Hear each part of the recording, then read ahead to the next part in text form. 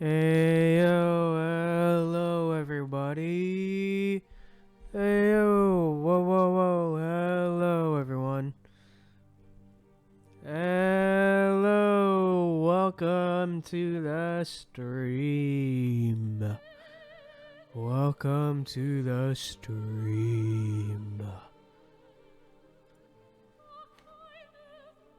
So glad everybody can make it today.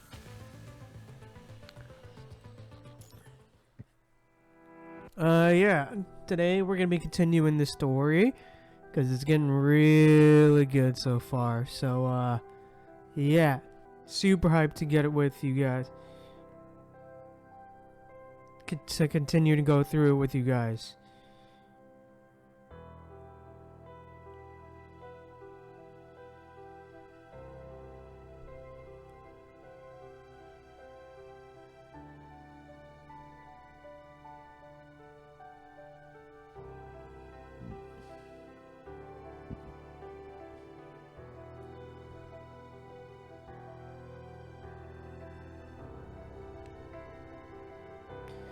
Anyway, whatever.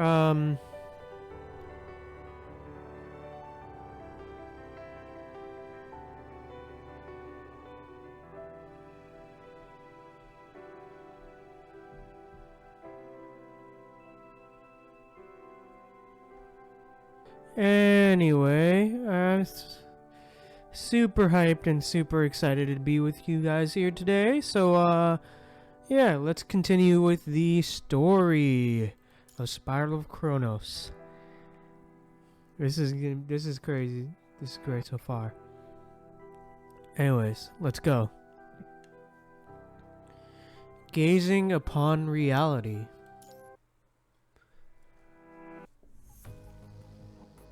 As the crimson light of the spiral tower pierces through the sky, the malfunctioning artificial sky of Eden glows red, presenting a sight of a crumbling mirage. The paradise that once embodied peace and order has now been reduced to an uncontrollable hell. A young man dashes through the panicking crowd, searching for someone familiar amidst the throng. Murray. It was shortly after parting ways with Lee that Murray noticed something peculiar about this mission. Cerberus's tasks were typically assigned by Nicola in person, but this time they merely received a vague order of assault through the command system. They attempted to reach out to the chief commander, only to discover that the communication channel was being occupied. Murray finds nothing in his sight but sheer chaos. The warning message is repeated several times over the broadcast, ultimately replaced by meaningless static noise. Through this unsettling view, anyone can tell that Babylonia is enduring an unprecedented crisis. He cannot recall how many times he has sent communication requests through his terminal, but his silence has been the only response received. Suppressing the surging unease in his heart, he raises his head, and his gaze is captured by two females standing not far from him, who are helping injured civilians to their feet. Amid the chaos, one of the women exudes an incredible sense of peace and grace. It is as if she possesses absolute mastery over her surroundings, and nothing will spiral out of control in her presence. The control court? Why are they here? Ayo. Oh boy. Lesty, there's no available vacancy in the Star of Life for now. Leave her to me. You're going to treat her here? What? Ayo?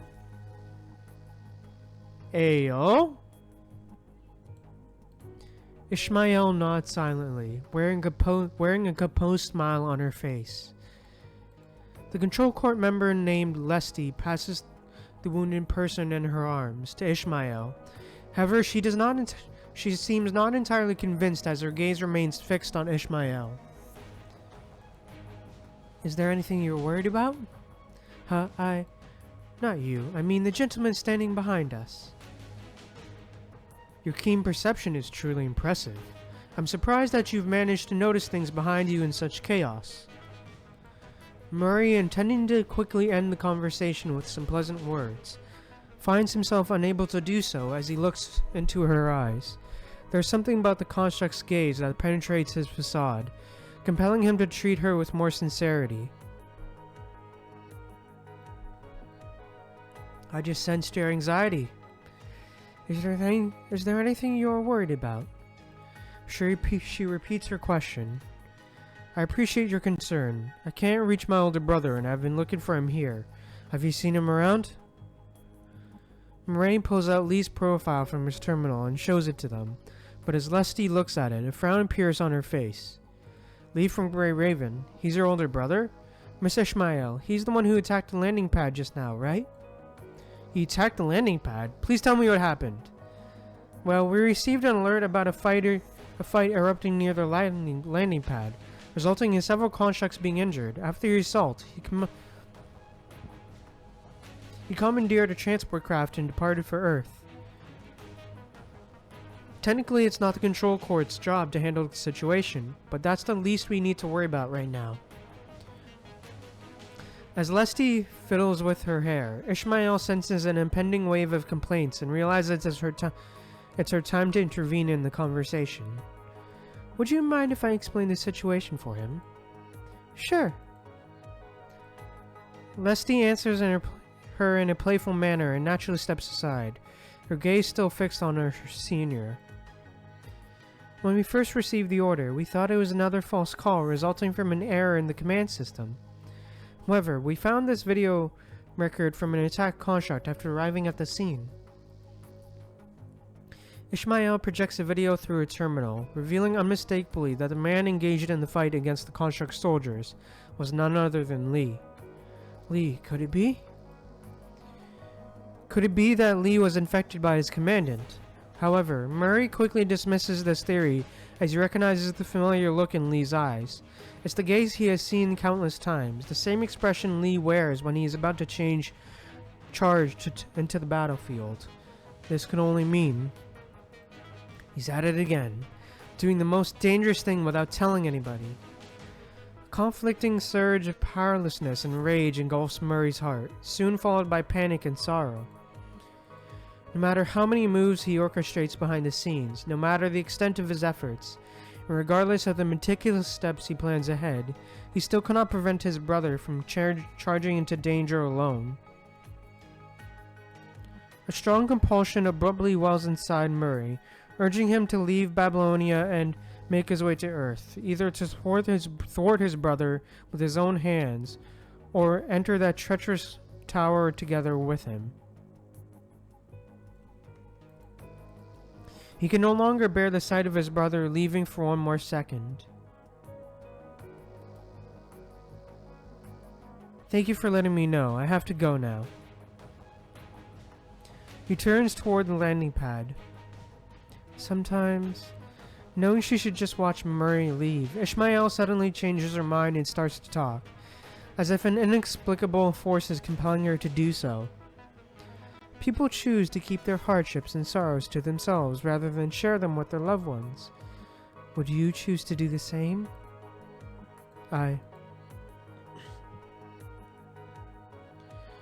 Those tied by blood are inseparable, like seeds and soil, relying on each other for sustenance and growth. But from the moment the seed sprouts and ceaselessly strives to ascend toward the sky, he may have already grown into a towering tree far away from the soil below. However, does it mean he will break the promise he once made to the soil? Sorry, am I wasting your time? Her gentle voice carries an apologetic tone, yet her eyes, adorned with a subtle smile, seem to see right into the depths of Murray's heart. Regardless of what lies ahead, I sincerely wish that you make a choice devoid of regret for yourself and for your loved one. You are not wasting my time. I appreciate your reminder.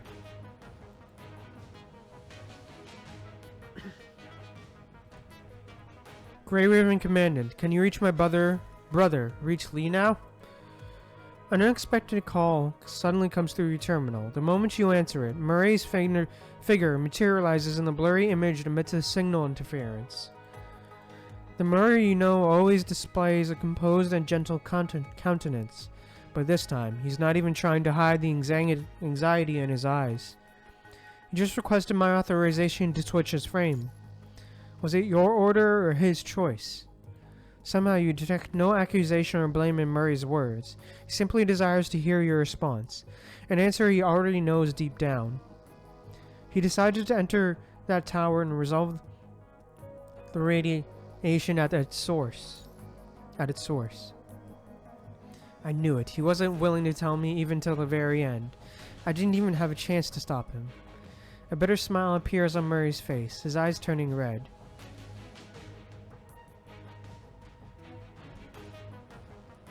After all, it's Lee we're talking about. Murray is aware that nothing can waver Lee from his determined decision. He also understands that his brother is far from acting impulsively without carefully considering the chances of success. Even so, that's still way too risky. Lee must have learned the key to solving everything. That's why you decided to charge into danger alone. But no matter the outcome, I will share all the risks with him. Grey Raven will always fight alongside each other. Fight alongside each other, is that so? My brother is a smart person. In most situations, he can keep his mind clear and find the optimal solution. However, there is also another responsibility. If he realizes that sacrificing himself is the best solution, then I fear that he will still calmly embrace that decision. Murray's voice is uncontrollably trembling, but with the unparalleled sincerity that surpasses any he has shown in the past. If things go down that path, please stop him. This is a request from me. I will. Now I have my own battle to fight. Murray mumbles, his gaze shifting from the screen to the view of Earth outside the porthole.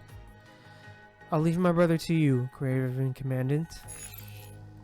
Having said that, he ends the call. The final glance cast by Murray leaves you with a disconcerting feeling. You try to send a communication request to Lee again, but there is no response this time, just like what happened with Murray. Commandant! Yes? Many other commandants have exhibited similar symptoms, and the elite squads have also been affected. Ask them to connect to me. This will impose an unimaginable burden on your brain.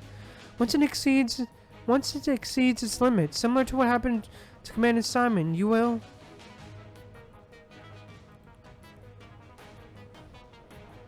I'm aware.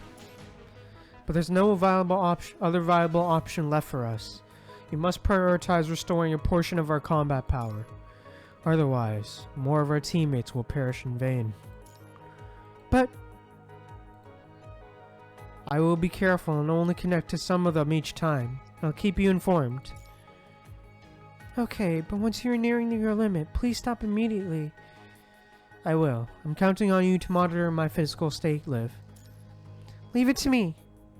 Continue to request reinforcements from other squads. Roger.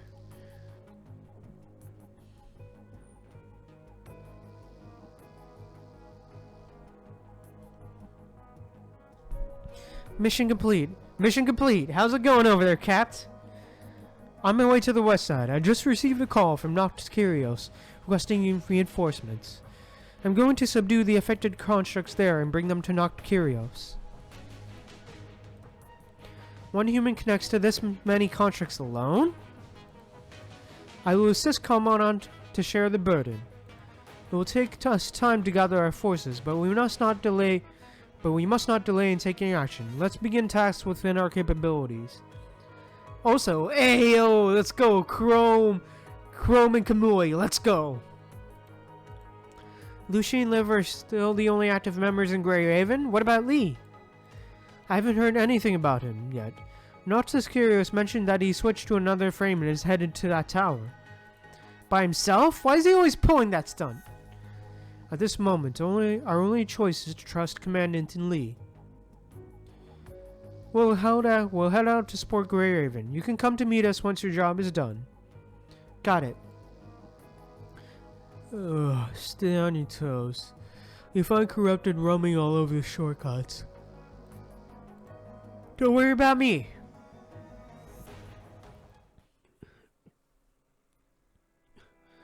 Meanwhile, Miss Ishmael, everything is settled here. Let's head to the next location. Okay, let me finish the final touch. She responds gently, turning around to gaze at the still chaotic Babylonia. Sure, I'll go take a break. Pack things up. In the middle of the passage, a glaring red light appears on the real-time Earth projection relayed through Gestalt. The staircase leading to a new height has manifested. The light of destruction merely serves as its byproduct. Human has finally reached this milestone. It's earlier than expected. Everything is progressing at an accelerated rate. The cold voice of Gestalt echoes beside Ishmael's ears. According to my deduction, whether mankind can ascend the stairs or not, it all leads to... Is Nanami still around? She mentions the name with a smile on her face. She cannot alter the course of destruction. The present her cannot make a change indeed. Insufficient reference data. Please update the database. That's not necessary. The one who received her gift has set off. The once established balance has been disrupted. Humanity now stands a chance against the punishing virus. However, the staircase has arrived early. Most are not ready yet. Next, Ishmael gently rotates the Earth in the real-time projection, unaware of the unobserving eyes aside. Mr. Ishmael.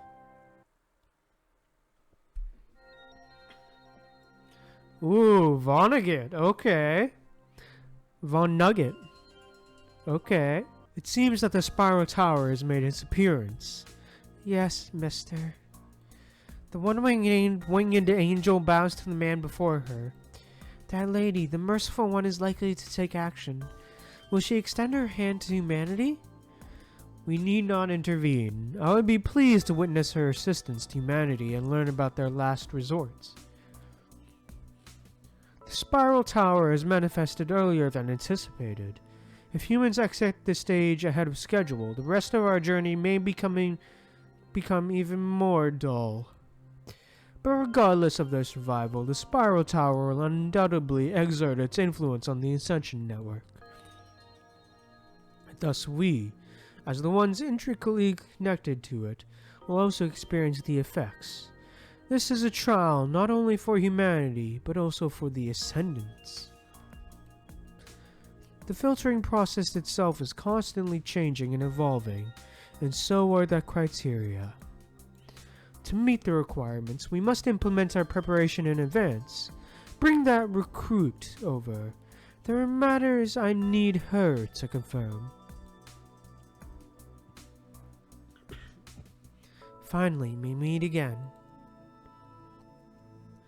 So about that tower, what is it? Oh, Lillian? Oh shit, she betrayed... Oh damn, she betrayed Babylonia? Lillian is part of the Ascendants now? Holy shit. Have you not picked up anything during your time spent around that mister? I'm just a defector. Why would he tell me about it? Ha, you don't have to keep up that appearance around me, Miss Defector. Fine. You happy now? Oh, never mind. My bad. I should have known it was Lamia. Damn.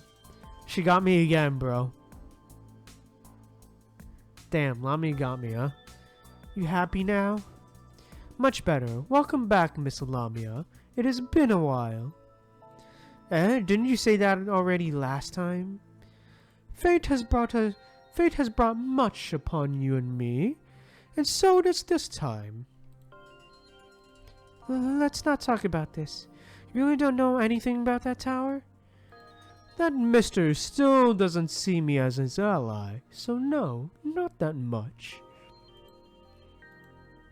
All I know now is that he saw this day coming long ago and has made his preparation for it. I initially thought his whole diversion plan was about getting defectors to cover up what went down with the red tide. Based on what I'm seeing now, the red tide could also be part of his next move, serving as a cover for something else. Did he really plan out every step that has happened till now? Who knows? It seems that everything is playing into his hands. His hands. He even managed to find someone who passed the filtering among all those useless defectors and became an ascendant. Talking about being lucky as hell, I'd say. However, the show isn't over yet. There might still be some surprises in store. Then does he already know that I'm an imposter among them? Hard to say, or maybe it doesn't even faze him. In the end, you, someone who's been MIA for ages, haven't managed to dig up any valuable intel worth his attention.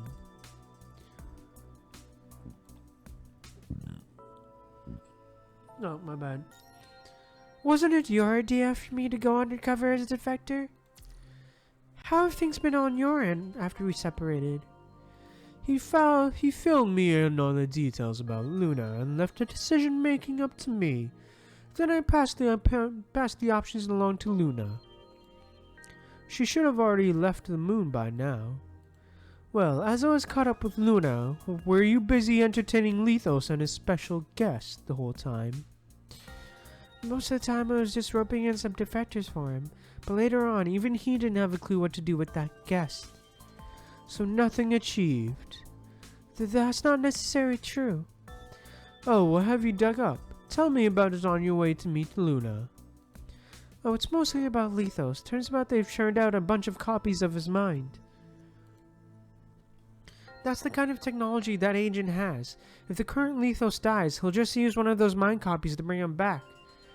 Ah, shit. Really? Ah, shit. Really? It's like that, really? Ah, shit. It's like that, really? Like that, huh? Really like that, eh? Gusty winds scatter people's cries across the barren land. Amidst the high concentration punching virus that no one can survive, a fragile figure emerges, rising slowly. Oh, this bitch. He averts his gaze from the tower and lets out a sigh, gently caressing the hetero creature by his side. You're still alive. You're all still alive. The previous I must have died protecting you. Lethos nods at himself, as if he is no stranger to self-encouragement. Then he walks up to another figure nearby. Lethos. From behind, a young girl calls out to him. He turns around and notices a lady wearing a magician's hat standing beside her. Hello, little Lethos. Do you remember me? Miss Lilith, I'm glad to see you well. Thank you. It's all thanks to you. The previous you, I mean. It's a shame that I couldn't express my gratitude to him in person. Hey, Lilith? Ooh, Lilith, first story appearance. Ayo? In that case, I suppose we can consider this our first encounter. The pleasure is all mine. From now on, I'll be your ally as a new Ascendant. Ascendant? Was it Mister's decision? I don't recall any of that. The previous you posed the same question. Worry not, for I made this choice of my own volition and willingly accept any consequences that may arise. Is this really okay? Certainly! The most thrilling joy is often intertwined with great risks. I begged Mr. Vonnegut for a long time to secure a VIP seat for the upcoming show. Not to mention, you all have your hands occupied, don't you? With the future that Mr. predicted right in reach, he indeed requires a more resourceful helper. Then a warm welcome to you, Miss Lilith. I appreciate it, Mr. Vonnegut has a task for me. We will be going. Alright. Lethos, I have a message for you from Mister. Do not squander more time here. You have unveiled the possibility beyond descendants and transcendence. Your mission stands fulfilled. Linger no longer upon those test subjects. Linger no longer. He casts a fleeting glance at the nearby figure, who remains silent throughout. Should I get rid of him? Mister says Lethos can keep him if you want, if that's what he wants. We have other pressing matters at the moment. I see. I'll ask one last time before I seal him up.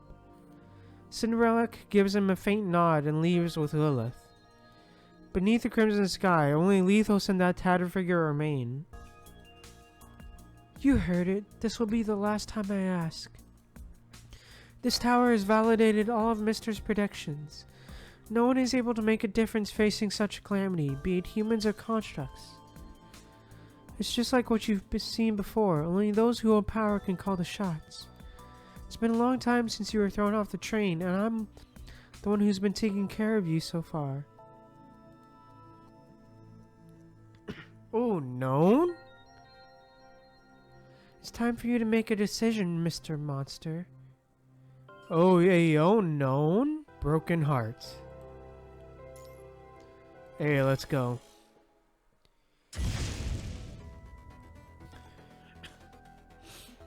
In the transport craft, Lee leaves the still tumultuous Babylonia at full speed.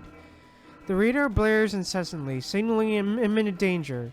In 10 minutes, he will encounter the Hedo creatures that once obstructed the planet path to Earth.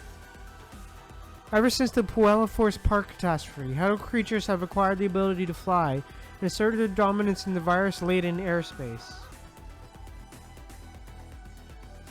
Humans invested considerable effort into retrofitting transport crafts and bolstering the workforce, just to barely sustain weekly transportation between space and Earth. But now, Lee is the only one in this craft.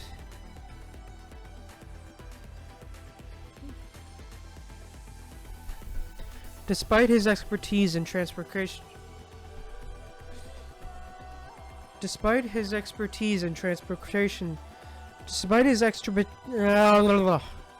my bad.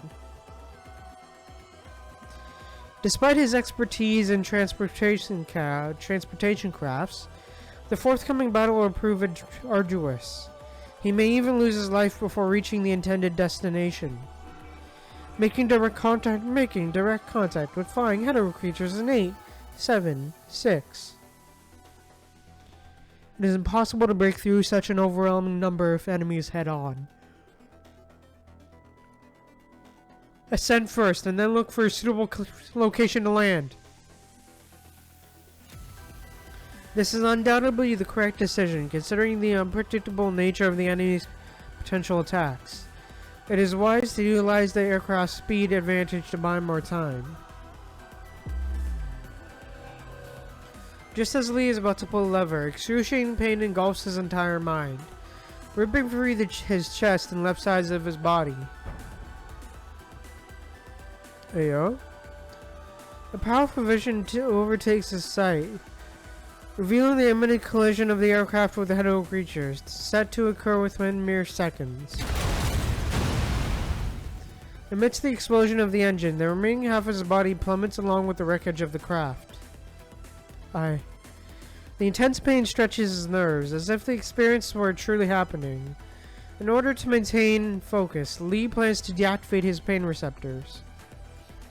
But unable to take his mind off the overwhelming pain, he glimpses at the explosion point in his vision.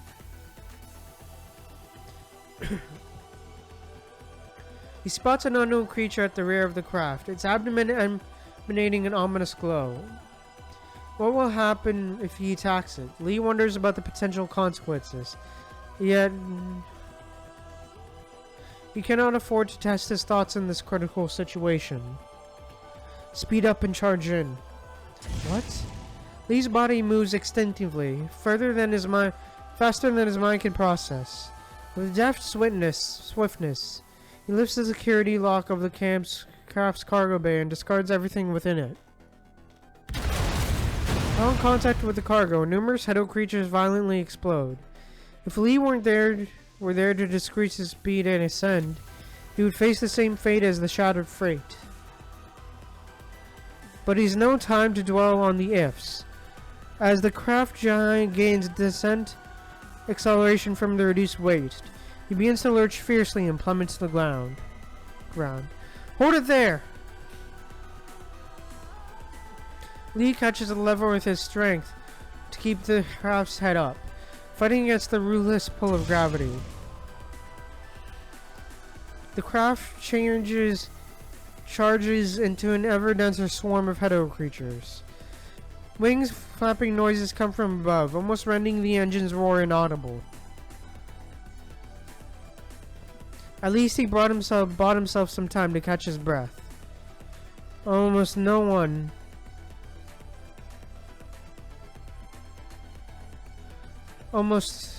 Hedo creature can catch up with the craft flying at such high speed, whereas those in the way will be smashed into pieces.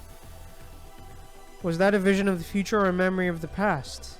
Regardless of his nature, the pain undeniably saved his life by serving it as an alert. With this realization, Lee decides to keep his pain receptors active for now and focusing on pushing forward. As the craft draws closer to the signal mark of the Hedo Tower, indicating that the destination is within reach, a sudden surge of pain strikes Lee once again. This time the vision reveals an abundance of minuscule Hedo creatures, no larger than the termites. Formed by the slime residue left by the overcraft's outer armor from the established Hedo creatures. They are silently gnawing their way into the craft, into the cockpit, and into his own body. No longer holding a shred of doubt regarding the vision, Lee takes immediate action. He quickly detonates the incendiary bombs stored within the wing launchers, unleashing a torrent of fiery destruction. The wings are instantly torn into fragments. Where the flammable surface are from the bombs enveloped the entire aircraft.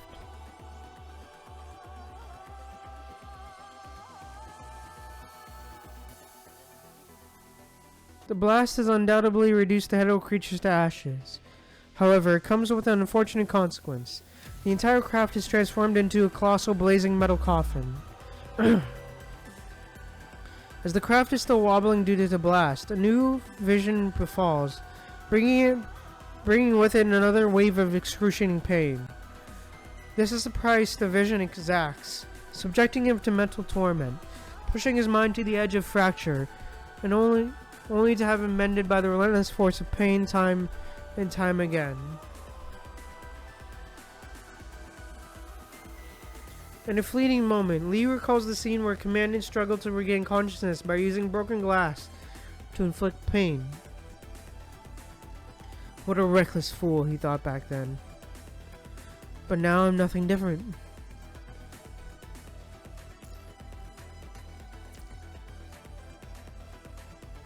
As the crimson light over the Hedo Tower looms ever closer, the craft on the verge of transforming into a blazing firewall rushes toward its own destruction.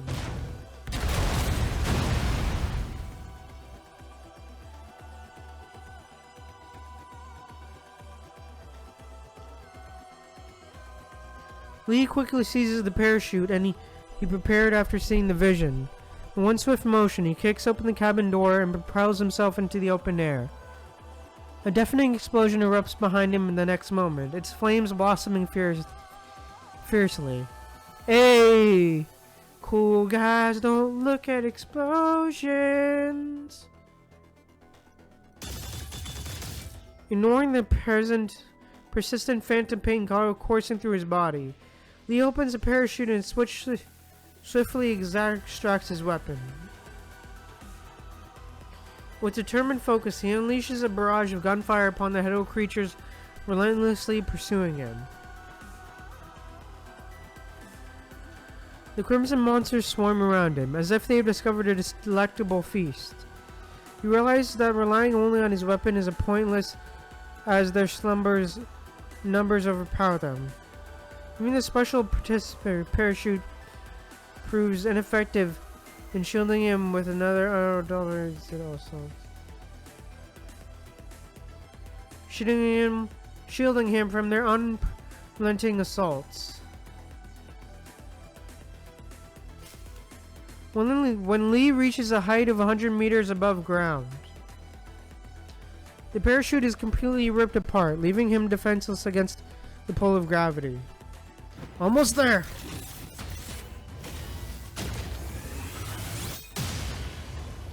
Hey! Let's go! He firmly pulls the trigger of his weapon and unleashes his full power upon the ground below. The forceful discharge creates a momentary recoil, ensuring a safe landing. He lifts his gaze, and before him stands the entrance to the glowing spiral tower.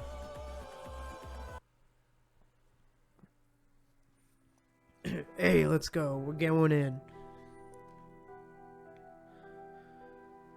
The moment his feet touch the mysterious zone, an indescribable sense of familiarity washes over him. Is this not the first time I've come here? Must save. With an unsettling presence, a fragmented voice whispers unto his ears.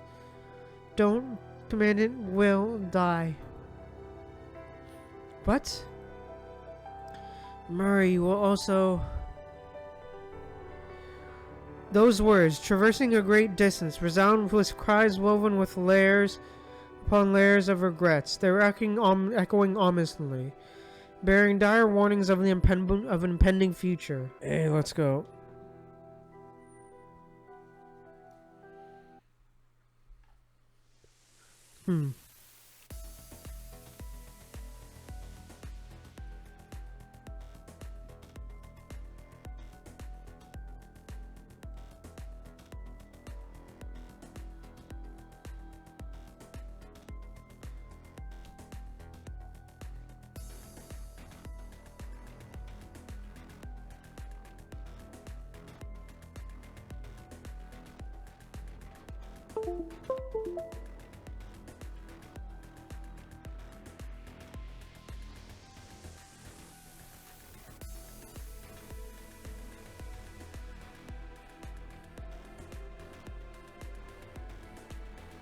As I thought, I can't connect to the outside world here.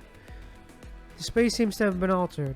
Gotta find a way up before things get worse.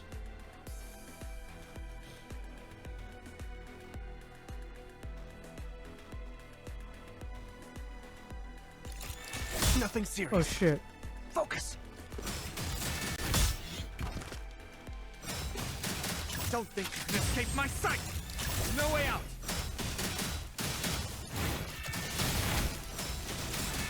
I'll get back up as many times as it takes.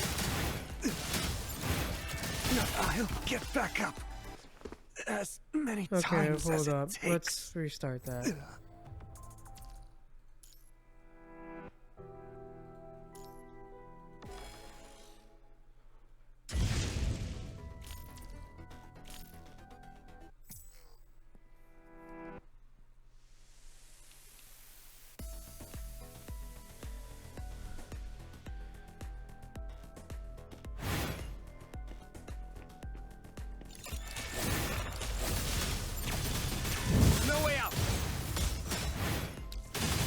Don't think you can escape. No.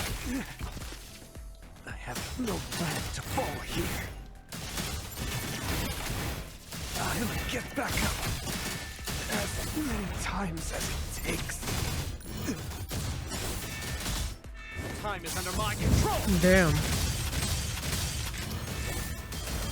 No way out. Your chance of survival has been reduced to 0. Let's go.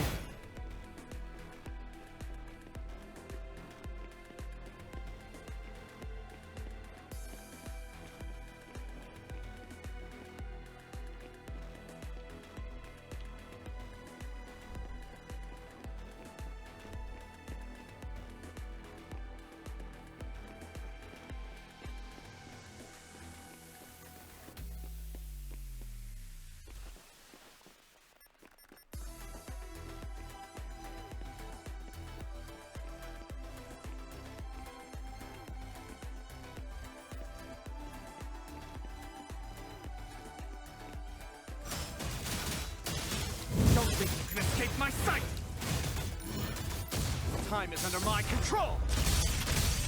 Don't think you can escape my Let's sight. go.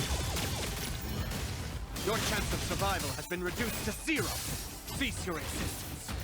At the end of time!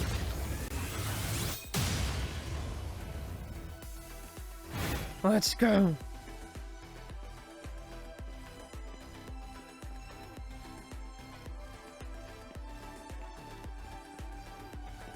My lost child. Born from chaos. Tracking. Trace. Who's there? Stop. Now. Don't move any further.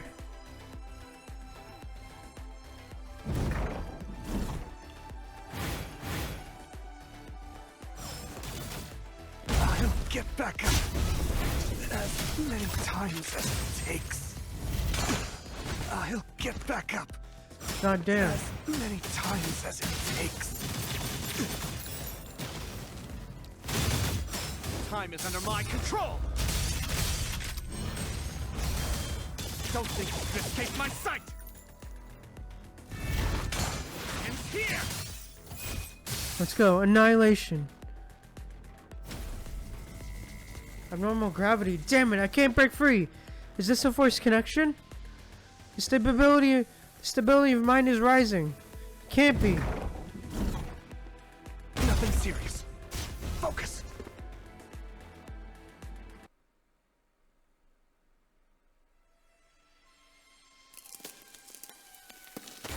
Hey, let's go.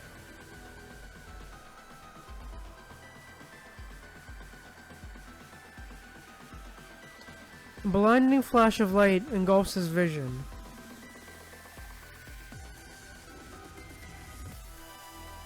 Within the depths of his sight, the twisting spiral tower emerges and collapses repeatedly, while the surroundings blur and shift at a rapid pace through the passage of time.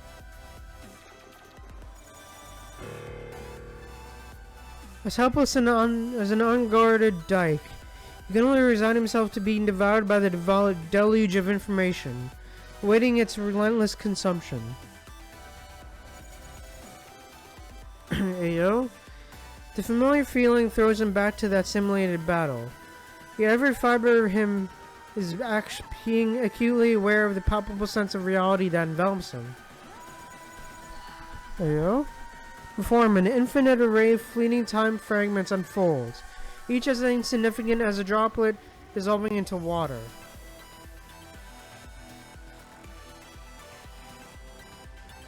He realizes that even the briefest repetition of a negligible moment has the power to weave a tapestry of longevity that can endure for centuries.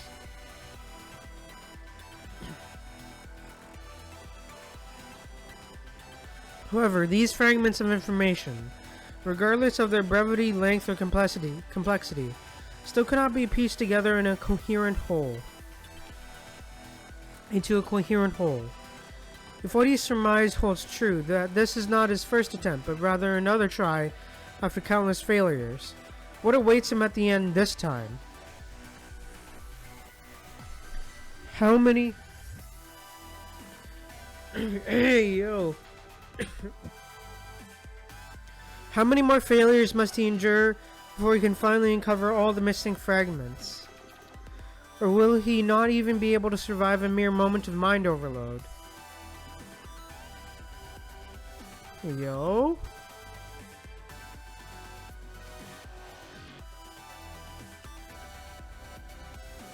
Within the violent torrents of information, he opens his eyes, anticipating his vision to crumble, yet he finds himself embraced by a gentle, comforting darkness that tenderly enfolds him. In the distance, a faint glimmer from a lighthouse catches his eyes. A mind beacon? The mind overload is abruptly halted on the verge of causing a total breakdown. At that moment, he senses a warm grip on his hand as his visual modules reload. Commandant? Yes, it's me. After Lee breaks free from the swirling torrents, he sees a person standing before him, whose arrival is unexpected yet not entirely surprising. Why are you here? This tower is far too dangerous for you. I know. This is what we agreed. No matter what danger lies ahead, we face it together. You. Not to mention, I also made a promise to Murray that it'll stop you from taking everything upon yourself. Those words tenderly softened his resolve to argue back. Just as he's on the verge of surrendering to the comforting grip, those fragments of information he saw upon entering the tower strike him again. Don't command will die. With swift determination, Lee forcibly pushes the person before him away and severs the mind connection, as if the warmth emanating from those hands suddenly sears through his skin. The moment the connection is shattered, once again Lee finds himself drowning in the overwhelming flood of information caused by the mind overload. A mere momentary lapse in concentration will bring a permanent breakdown upon his mind, reducing everything to ashes. If he gives up now, there will be no more.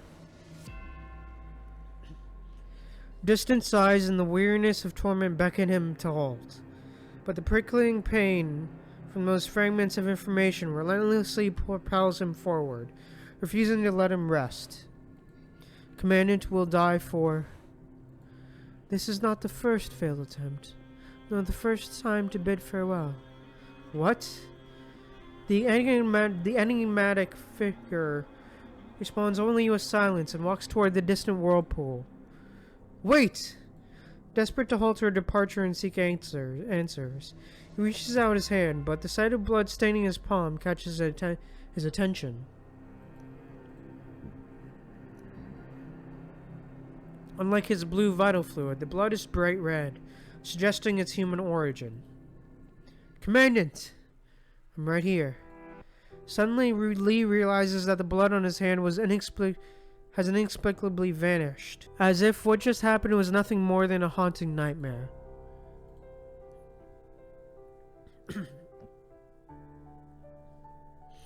What's wrong? How am I here? What are you talking about? Lee notices the unmistakable signs of youthful inexperience on this commandant's face, indicating recent graduation from FOS. Perplexed, he begins to observe his surroundings carefully. It's 2 p.m. in the afternoon, and this is Grey Raven's preparation room. That's right. And you're my commandant. The person before him looks surprised upon hearing his words. Did I say anything wrong? No, you said nothing wrong. It's just... I'm surprised how you dressed me just now. Surprised? Yeah, maybe it's because Grey Raven just finished restructuring. You've been sort of frigid to me these days. Sorry. I can feel your reluctance to acknowledge me, a recent graduate. So hearing you call me my commandant all of a sudden... The person starts chuckling while talking. Seems that the other way around is still better. Other way is still better. Come on! As the human tries to explain, Lee turns away, gazing at their own reflection in the glass. The pale fireframe, Grey Raven just finished restructuring. Compared to the present, that period could almost be deemed peaceful. But now he finally understands how he himself squandered that precious peace.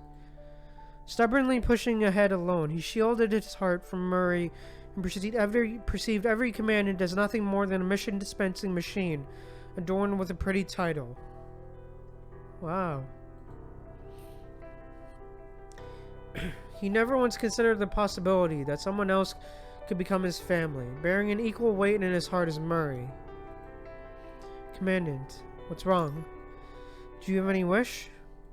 He himself does not know why he asked that question. Perhaps he simply desires to take one more step, to learn one more thing about that person before reaching a point of no return. Retaking the earth, having a future of peace. I'm not asking you to do a pep talk. Retiring as early as possible and getting my pension.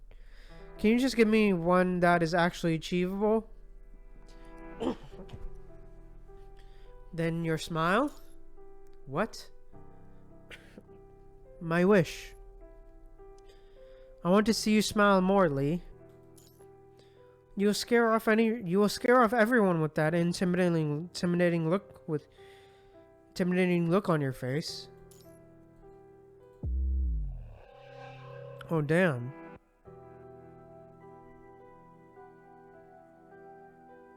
The memory comes to an abrupt end here, and once again he is devoured by the relentless torrents of information. Lee still remembers his comment on Commandant's wish, boring. But at that time he considered smiling a mundane gesture, unworthy of being deemed a wish. He thought that person was hesitant to reveal a sincere wish, using humor as a shield against vulnerability. He thought in the end no one was truly willing to expose their innermost feelings, just like him.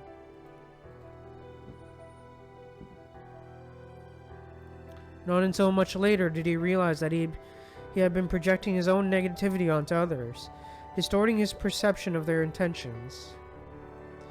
Commandant did not become distant because of his cold demeanor. Steadfast and resolute, that person has been cleansing the bloodstains from his hand, erasing everything that Chronos made him bear.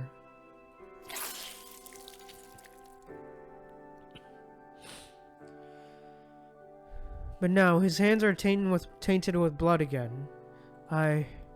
Lee! A voice traverses from the distant past, present, to the present, future. Wake up!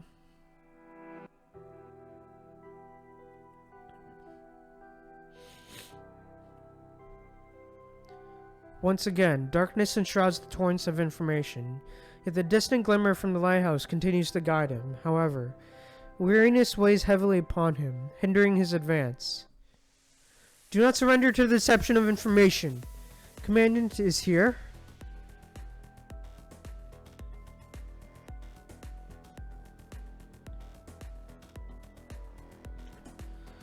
Amidst the tumultuous state of his mind, he is unable to discern anything before him, only hearing that distant voice. All I need to do is sustain the mind connection and take one more step further. He firmly believes that he can find the solution once he unravels the truth behind this tower. Only one more step? The strange figure emerges again above the tempestuous ocean, surrounded by violent storms and torrents. Even as you venture into the tower and immerse yourself in the ocean information, your understanding of these peculiar languages remains fragmented, doesn't it? Who the hell are you? In response, she quietly saunters towards the ocean, as the surroundings change in tandem with her movements. Kowloon Metropolis? The owner of this place once told me a story about 9 deaths for one chance. She spoke of a fabled river in the ancient legend of Kowloon. Its currents were composed of relentless rushing sand, and no soul had ever managed to cross. But there was this one person who embraced death 9 times in his relentless pursuit. On his 10th attempt, he utilized the remains of his previous bodies to forge a path, finally crossing the impassable river. A sad tale, isn't it? If only someone had been by his side, he wouldn't have had to endure such suffering. What are you trying to say? This tower descended too early, and only you alone stand prepared. What awaits others is nothing but futile demise. To ascend to the summit, you must pave a path with the fallen bodies of your own. It's a price that must be paid countless times, with no assurance of securing even a single fragment each time. As an example, you are already walking toward failure in this attempt. You have indulged yourself in regrets and memories for too long, depleting the entirety of the time you have, incapable of retaining any further information. Each passing second now costs you a weightier toll. Just behold. She points at Lee's embrace, where a deep crimson hue has taken hold. Lee. As Lee's mind collapses, he struggles to discern the figure in his arms, only to sensing that his frame is drenched in blood. I'm sorry. That person whispers in his ear in a feeble voice. Little time has passed here, yet everything seems to be gravitating towards the bleakest end. I couldn't keep my promise. Commandant! His attempts to speak fail, words caught in his throat. The desire to rise fills him, but his body refuses. All he can do is watch helplessly as the glimmer from the lighthouse fades into oblivion. Then with a soft sigh, darkness once again engulfs him.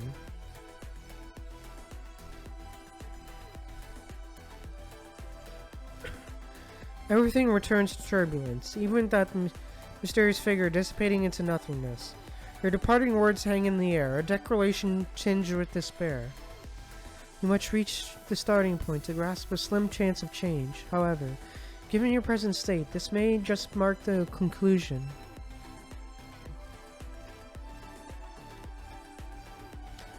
So he is still nowhere near the starting point, despite all the price he has paid, with the mind beacon extinguished and weariness taking its toll. How can he continue to forge ahead? Don't worry, you still have me. Let's keep pushing forward. A new lighthouse emerges. As his mind finds stability, a faint image of Murray catches his gaze. Don't blame your commandant. This is the choice I made. How long did that fleeting conversation last in real time? When did Murray enter the tower? In what state did the two humans he values most make such a decision to maintain the mind connection with him, even at the cost of their lives? Just as that strange figure said, he is bearing a weightier toll. I'm not as talented as your own commandant. You may not hold it for long. Are you capable of moving now? He helps Lee up and asks him to press on. Take me to the end you are trying to reach.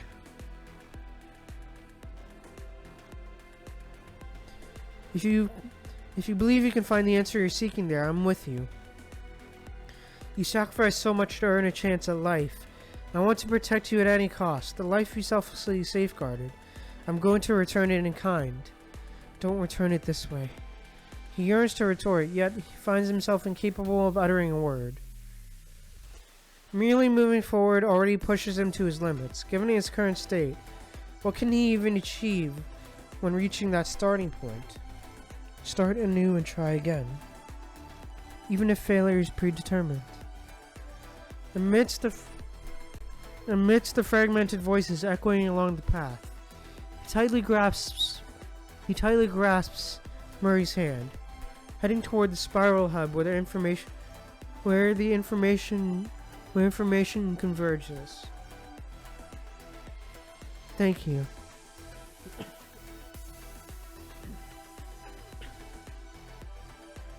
He smiles when feeling the firm grip on his hand. You must be wondering something along the lines of, why are you saying thank you?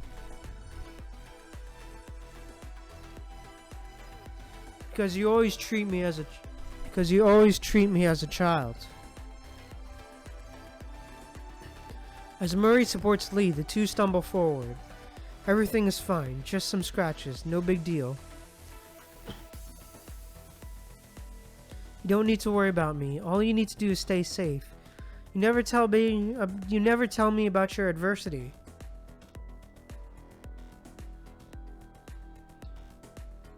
Murray mutters quietly with a bitter smile as if there's no second chance. Will be no second chance. I was born weak, can get easily deceived, and need someone to watch over me all the time. I guess it's only natural that you hesitate to rely on me and gradually distance yourself, even if you don't mean to. Don't be such a fool. That's what you want to say, right?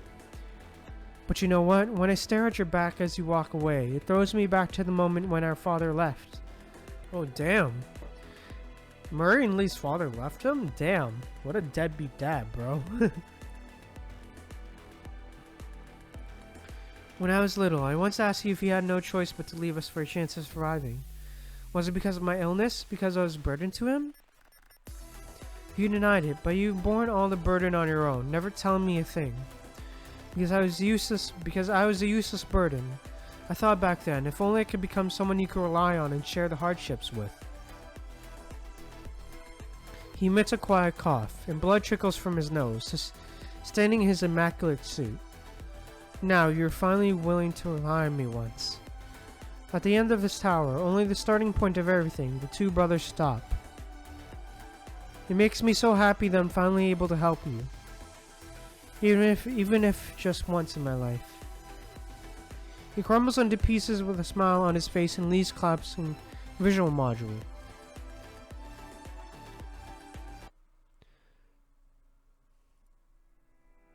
Let's go. The possibilities the starting point brings are right in front of him, but he is also on the verge of collapse due to mind overload. Lee reaches out to touch the effervescent circle of light.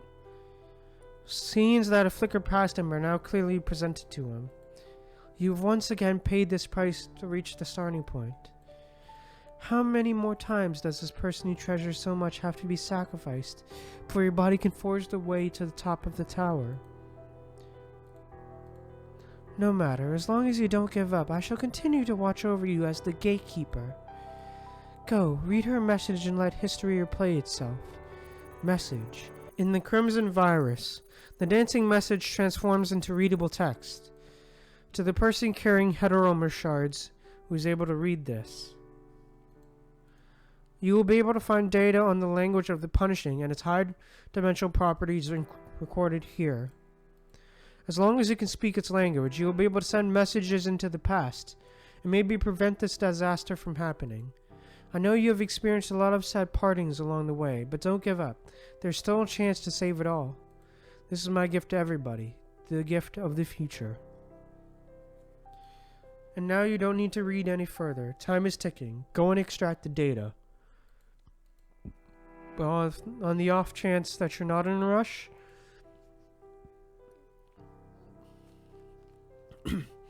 can you relay a message to the commandant of Grey Raven, Liv, Lucia, and everyone else who is still alive? I miss you guys.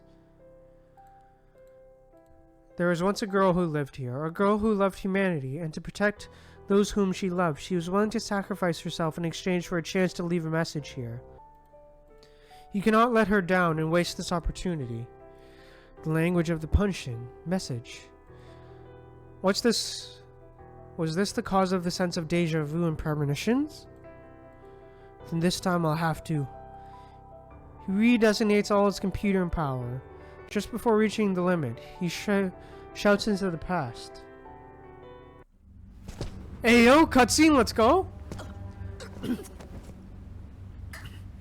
Yo.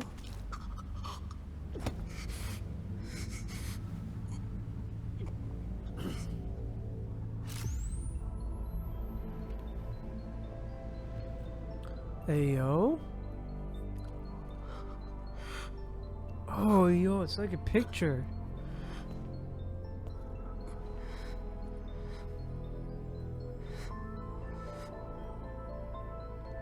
Yo.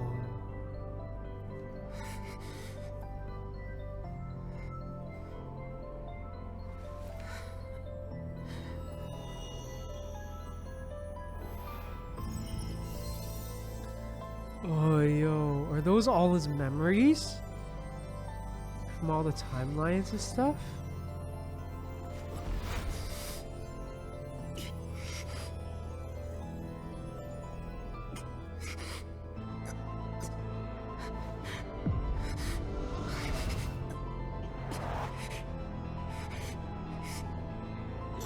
Hey, what's up? Yo. Hey, let's go.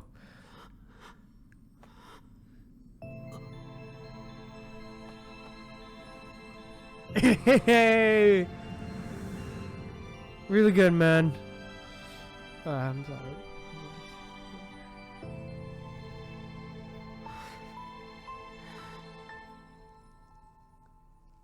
Yeah, that's such a good cutscene. Hey! As Lee extends his hand toward the solitary answer within the ocean-vast picture, his consciousness navigates through an unfathomable multitude of paths in one mere moment. The tower itself manifests the space-time continuum. You can think about it this way. Here you may encounter possibilities that transcend the confines of your own world. Originally isolated, these possibilities are affected by the punching virus, intertwining within the tower of the space-time continuum. Here, both the past and the future take tangible form, shaped and molded by your cognition. Simply put, your interference with the past in the tower carries a significant probability of impacting its very structure. You may also reach the rifts between space and time, fall into a realm distinct from the present reality where you reside, and encounter phantoms that defy logical explanations and ought not to exist.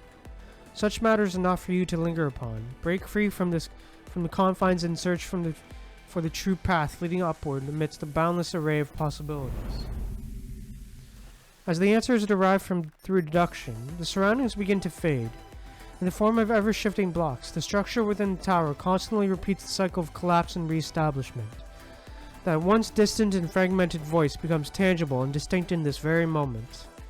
Sometimes the key lies hidden in the minute details. Hope has embarked on its journey toward the past countless times. The page must be turned for the next chapter. Hey. Oh. A bullet slices through the air, landing in the core of the last corrupted with unparalleled precision. The heavy metal chunk crumples in a resounding thud, bringing everything back to silence. This is Lee reporting in.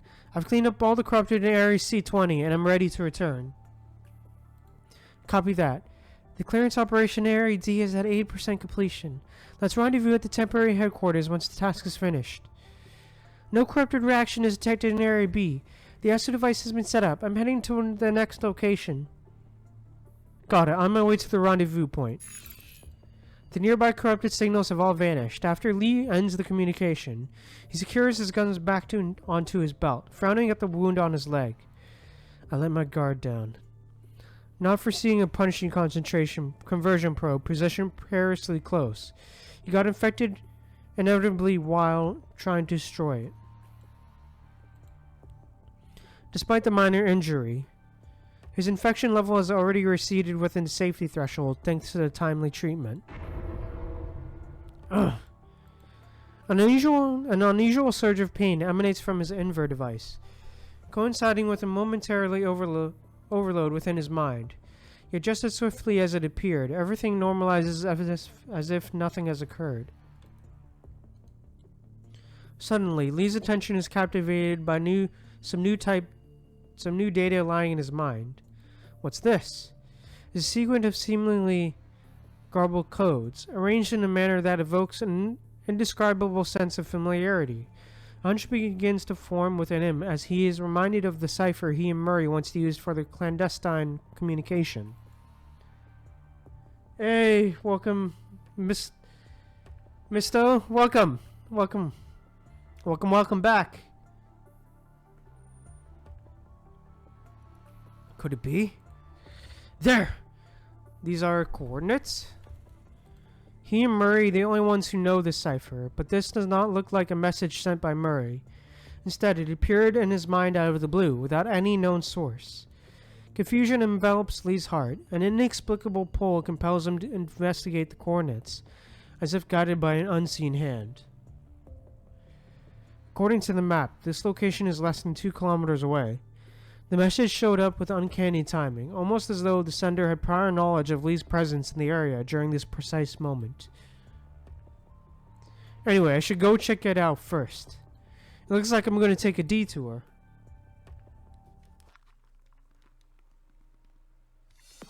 Oh, part 2? Okay, I did not expect that. The shortcut is blocked. I need to update the map when I'm back. I should go up first. I knew there would be corrupted. Let's do this fast.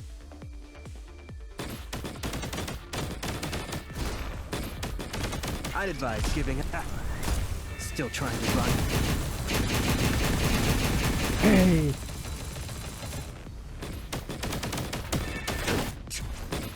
Not bad. I'd advise giving up. No one can escape my bullets. Brrr. Still trying. I'd advise giving up.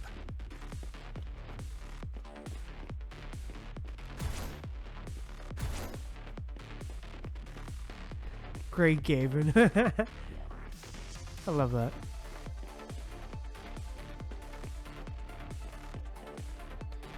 Where am I now? Relocating the coordinates.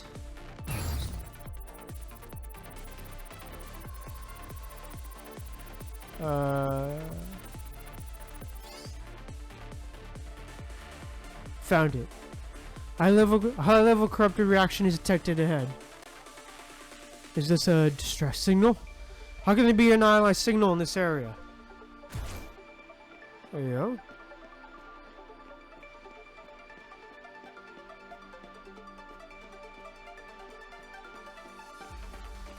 Hey, it's Code. You're one of the Grey Raven? This is a joint combat squad. We need help. Why are you here? This isn't a joint combat mission area. My teammate was lost after his positioning system was interfered by corrupted attacks. I'm here to look for him. My combat module is affected by the probe. I need more time to reboot. Ugh. His vehicle is surrounded by corrupted. Let me drive the vehicle. Thanks.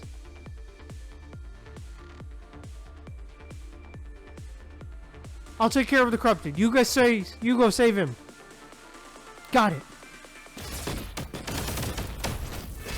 Your fate serves the same endpoint. Bam. Large number of corrupted are heading this way. Take the wounded with you. Now leave this place. I'll cover you. Combat module reboot complete. I'll help you.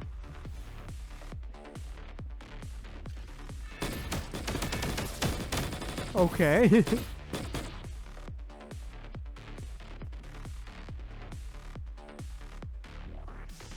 Obstacles ahead. Brace yourselves.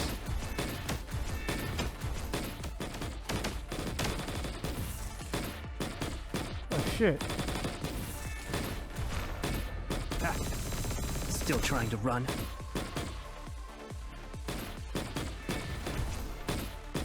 No one can escape my bullets. Still trying to run. I'd advise giving up. Okay, what is going on? The corrupted signal has disappeared.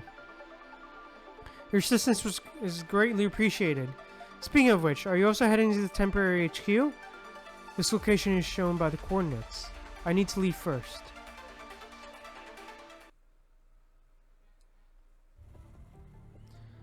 It's relatively safe here. Let's stop here for a bit for a bit of maintenance. Leaf had wanted to find an excuse and leave, but after seeing how injured the construct was carrying his teammate, he changed his mind. I'm fine. He's the one that needs the attention. Let's stop here since we can't detect the corrupted signal anymore. Lee immediately starts inspecting the comatose construct shoulder as he's sat down in a safe corner. His injuries aren't serious, and the infection level is decreasing. Should be fine, but just to be safe, we'll set out once his mind becomes more stable. He's just fine, thank God. The construct lets out a sigh of relief and then turns to thank Lee once more. Thank you so much! Don't mention it. The construct relaxes after knowing his friend is safe. His tongue loosens as well. Never in my wildest dreams did I expect a Grey Raven member to come to our rescue. I thought you guys only went to the most dangerous battlefields. Why would you have that impression? Oh, sorry, I didn't mean anything by that. I just thought that elite teams like you guys would receive more important missions. As for newbies like us, the command central only sends out to set up devices and patrol bases. Those are relatively safer missions. Nothing bad about that. It's different though. I didn't want to become a construct to stay safe. You got modified willingly? That's right. It may not look like it, but I come from a family of soldiers. I've always had a weak constitution though. Need an exoskeleton even for walking. My family, they all died bravely in battle with corrupted, and I couldn't carry on their legacy. I couldn't even avenge them. So when I found out that my body had a strong affinity to Tantalum 193, I was really glad. I wish to fight alongside the commandant on the front lines, to become a captain that members look up to, someone who can protect, and not who I am now.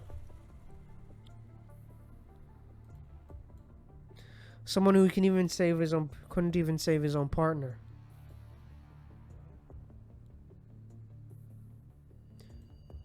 Sorry for the rant. Please don't mind me. My mouth just runs while I relax. It's an old habit of mine. It's alright. Nothing to apologize for. No one starts out experienced. Lee stands to survey his surroundings, his brow furrowed. This is the designated coordinates, but he cannot find anything that catches his attention. Has he missed out on some important message, or the message is meaningless after all? Oh, is that? Something catches the construct's eyes, and he makes his way toward the other end of the street. He then picks up a broken device from a heap of ruined machines. I never thought we'd find this here. It looks useful. I wonder which squad left it here. Is that an electromagnetic observation device? Yep, looks like a model used by engineering force. I haven't seen them use it on missions, but the task force usually doesn't use these.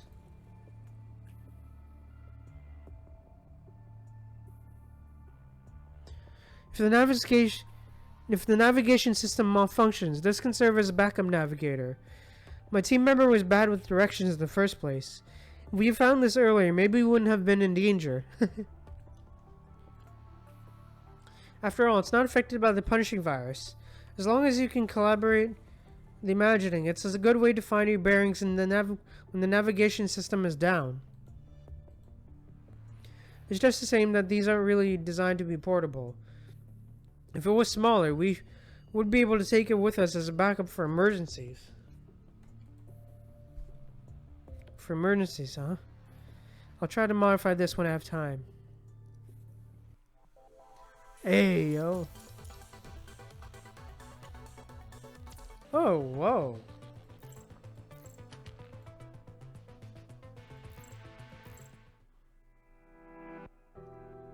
Oh, damn. Oh, so that's why they removed Hidden Story. Oh, crap. Oh, that's such a sick thing. Oh, that's an interesting way to break down the story. Oh, such a good way to break down the story, dude. Alright, let's run it back. Alright, let's run the stage back. As the crimson light of the Hetero Tower looms ever closer, the craft on the verge of transforming into a blazing fireball, rushes toward its own destruction. Lee quickly seizes the parachute he prepared after seeing the vision, and in swift motion, he kicks open the cabin door and propels himself into the open air. A deafening explosion erupts behind him in the next moment, its flames blossoming fiercely. Ignoring the persistent phantom pain coursing through his body, Lee opens the parachute and swiftly extracts his weapon. With determined focus, he unleashes a barrage of gunfire upon the hello creatures relentlessly pursuing him. The crimson monsters swarm around him, as if they have discovered a delectable feast. Lee quickly grasps the futility of relying solely on his weapon as the numbers overwhelm him. Even the specialized parachute proves ineffective in shielding him from their unrelenting assaults. When Lee reaches a height of 100 meters above the ground, the parachute is completely ripped apart, leaving him defenseless against the pull of gravity. Almost there!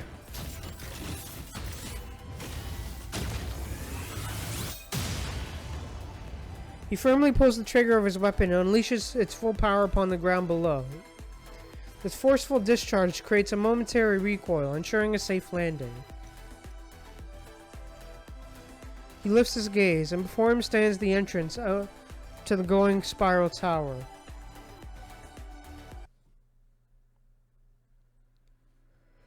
The moment he steps into this mysterious tower, an indescribable sense of familiarity washes over him. This is not the first time I've come here? Oh, yo.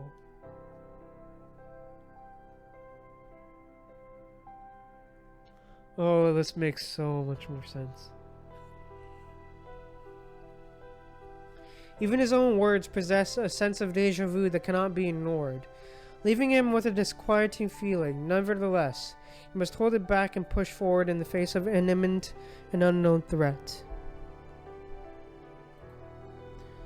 Exercising caution, Lee decides to assess his surroundings using the observation device, just as he did before. As he is about to activate the electromagnetic observation device that has long been integrated into the frame, he suddenly stops moving. Just as I did before. What exactly is meant by just as I did before? How do you think about using his device? When was it installed within the hyperreal frame? Why was it even installed?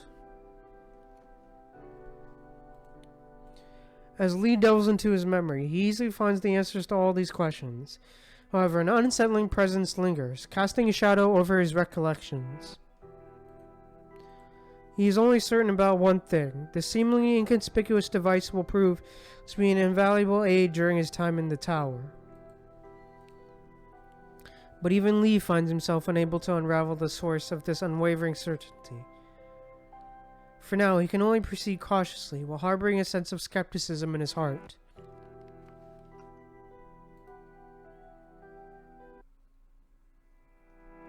Alright, let's run it back.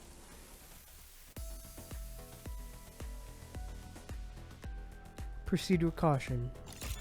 Nothing serious. Oh. Focus. Don't think. No way out. I'll get back up. As many times as it takes. Down. No way out. Don't think that your chance of survival has been reduced to 0. Dang.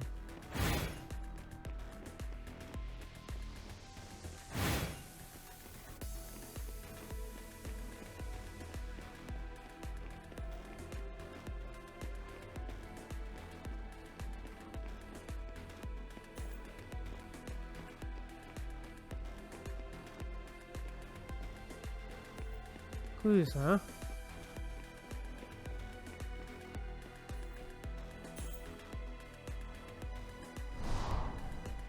When something beyond your comprehension appears, you may have a hard time understanding it completely. But at times like these, everything in front of you is an aggregation of your knowledge. Do not believe all that you see, trust your instincts. What is seen may not be real. Perhaps the real path cannot be simply observed.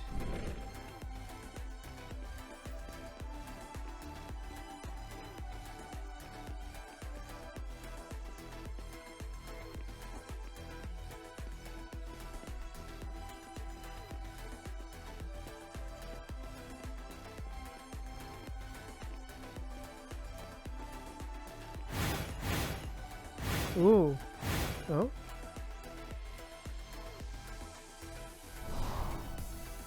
I remember him. He's the construct in meta at that time. Did he become a captain?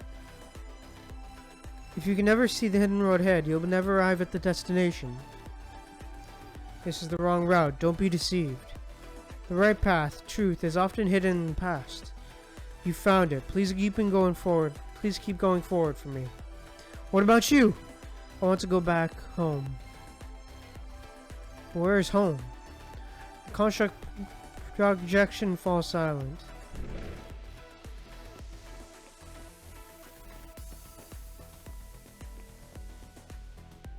Oh shit. My bad. Bro, I keep falling off. God damn it.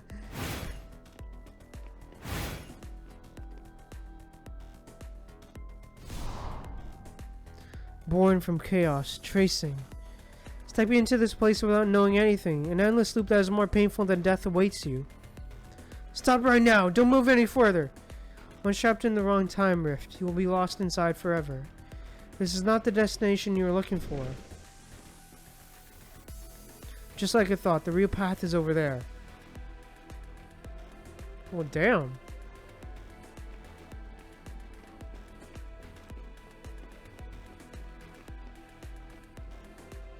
Oh, damn it.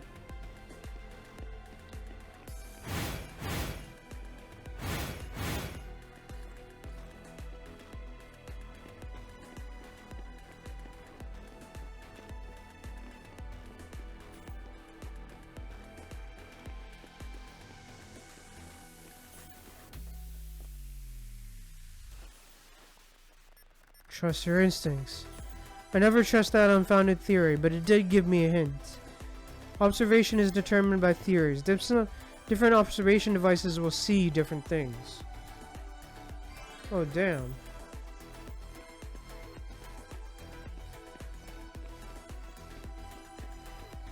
Okay.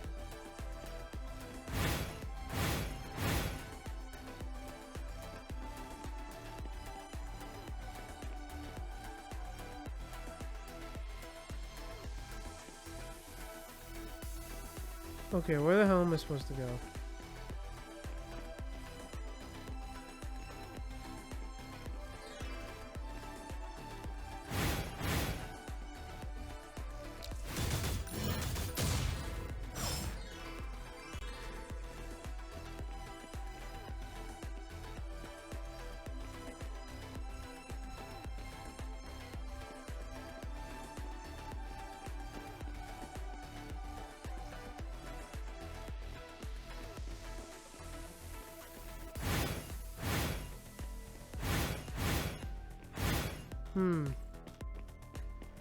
Where am I supposed to go?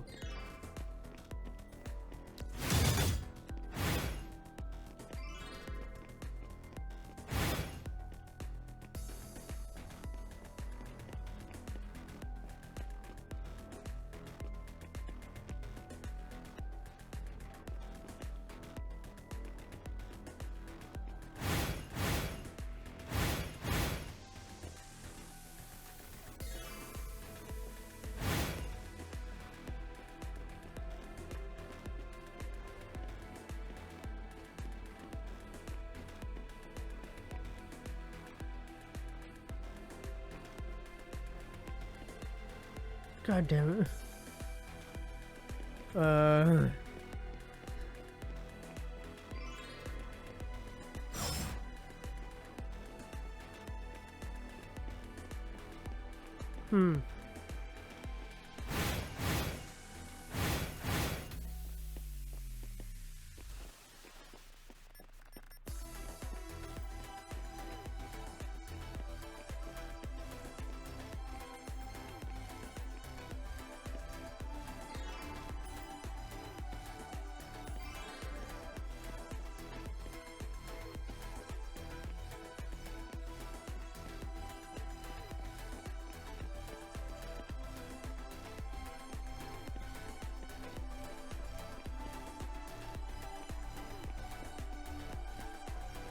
Where is it?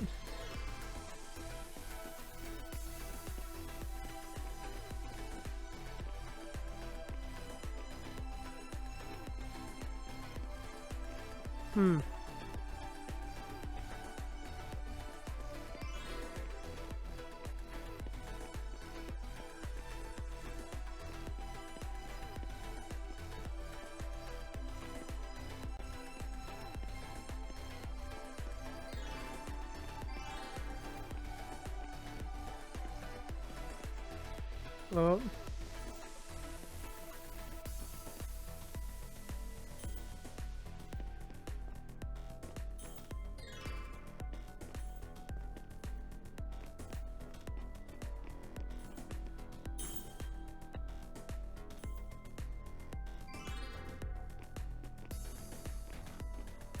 Yo, what? Yo, this is crazy, dude. Okay, I found it, but okay, what the hell?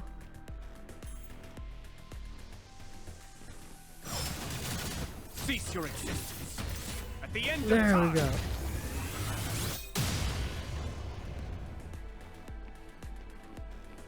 Damn.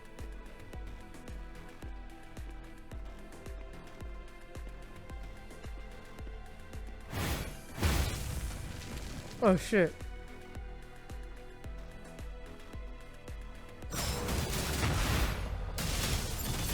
No way out.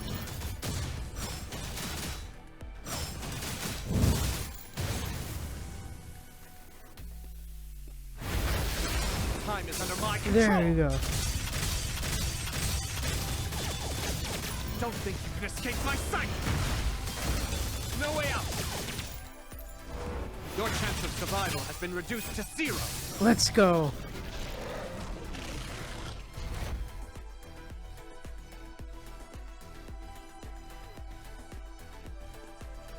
Abnormal gravity. The physical laws here are inverted.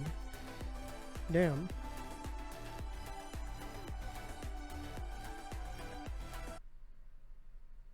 Okay.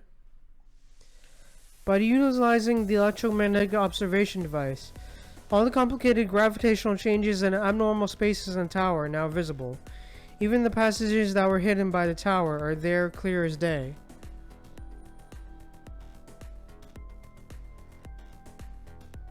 If he had not decided to take the long way and check out these coordinates, he would not have thought to modify and include this device for normal uses.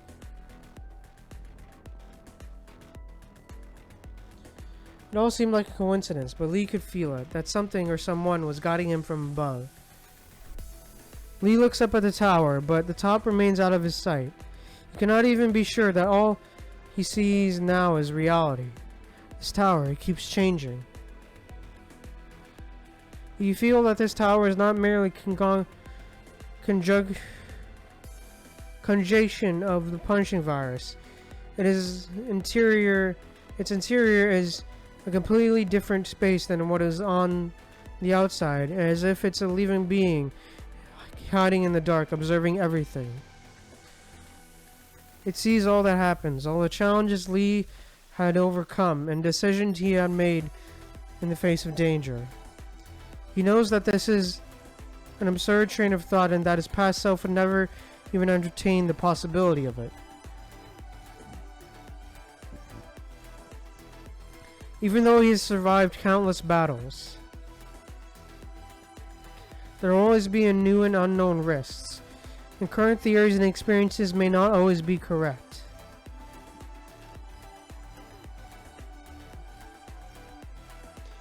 Open your mind, just like the composite armaments in your hands.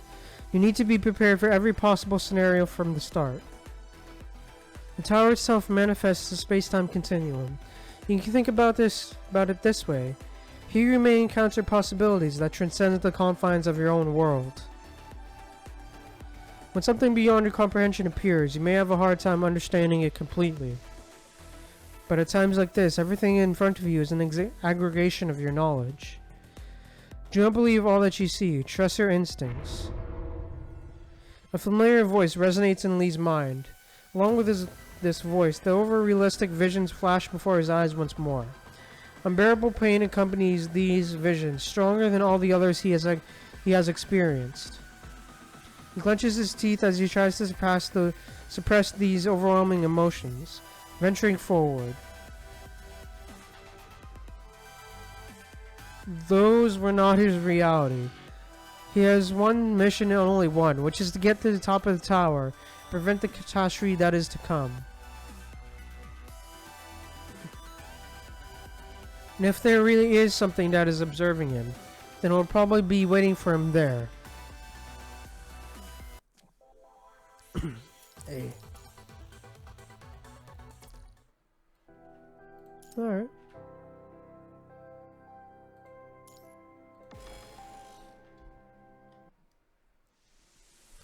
The tower's environment has changed again. Alright, let's go. Yo. These stages look great, man. I just gotta say.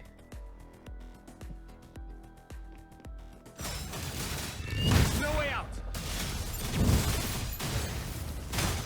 Don't think time is under my control. Don't think you can escape my sight! Your chance of survival Let's has go. been reduced to 0.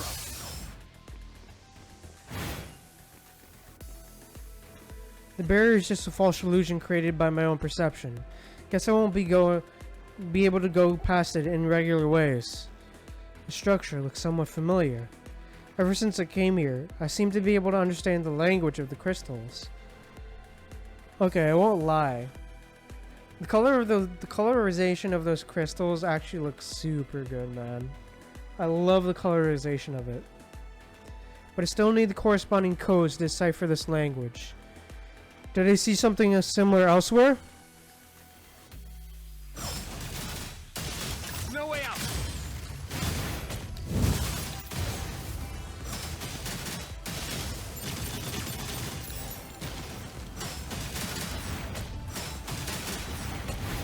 Time is under my control! Don't think you can escape Let's go. No way out! Your chance of survival has been reduced to 0. Don't think you can escape my sight! Cease your existence at the end of time! Yeah, bam. This isn't ending anytime soon. The information available isn't going to deactivate the barrier. Seems like I won't find the answer here. I know what to do now. Yo?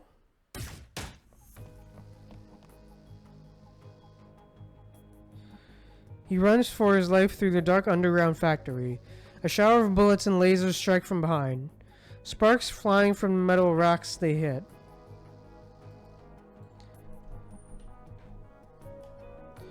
The safety door has long been shut when the alarm was first triggered. He can only keep dodging behind the huge machine tool and storage shelves. As he turns the corner, a beam of laser catches his left arm, sending up a wave of excruciating pain. At the same time, he slides into an inconspicuous air duct and crawls to the other side of the room.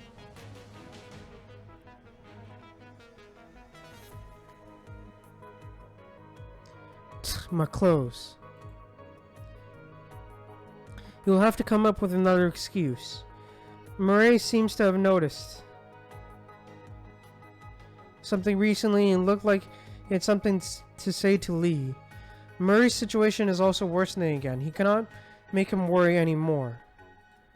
Where'd that bastard go? Find him! Now's not the time to think. I need to focus on getting out of this place. Relax, there's no way out for him here. He's probably cowering in fear already. Let's have a bit of fun with him before boss comes. Never thought someone would be so brave to come stealing alone.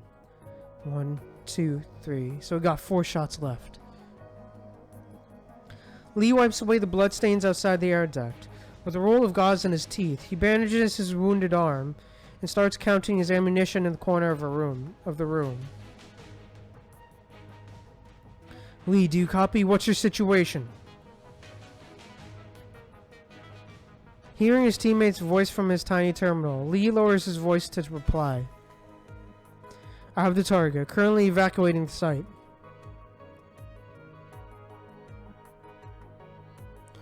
Your cover's not blown, is it? I was. Our intel was wrong. There are 4 security keys to their security system. Cracking that took up some extra time. Your preset surveillance interference ended up 3 seconds short. Well, as long as you got the goods. Do you know our plan? Do they know our plan? They think I'm working alone. Good, I'll meet you at our rendezvous point. The communication is swiftly cut off by the other side. There are 2 guards inside the factory and at least 6 outside. I need a plan. He surveys his dimly lit surroundings. The room he is in appears to be a mechanical warehouse filled with failed experimental objects and defective parts. And he found what he needed in this heap of junk.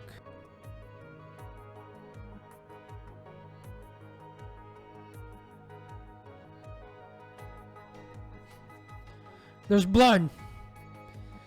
He's hurt, so he won't be able to run far. Over there! He went to the right! Follow him! That's strange. I swear I saw someone here. There! A black shadow bursts out from the racks and hides behind the cargo in the corner. A sticky substance drifts onto the floor with its movements. Seriously, I expected better. He probably can't move much with such a serious wound.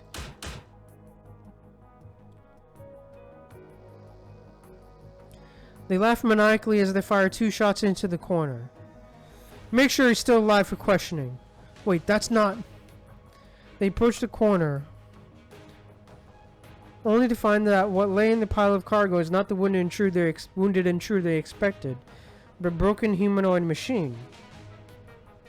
Fuck, that wasn't a human we saw!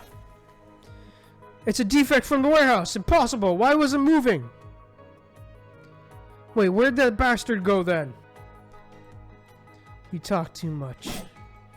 In the end, the 2 guards never saw how the figure manifested from the darkness behind him, nor how quickly he slit their throats. Damn.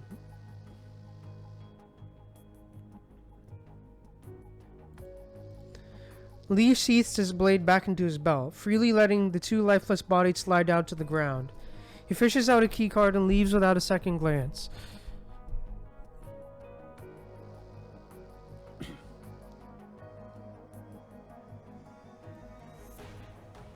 What is the meaning of this? What awaited him at the rendezvous point was not an aiding teammate, but the cold barrel of a gun pointing at his forehead. Put down your weapon and give me the goods. No funny business. Don't make me repeat myself.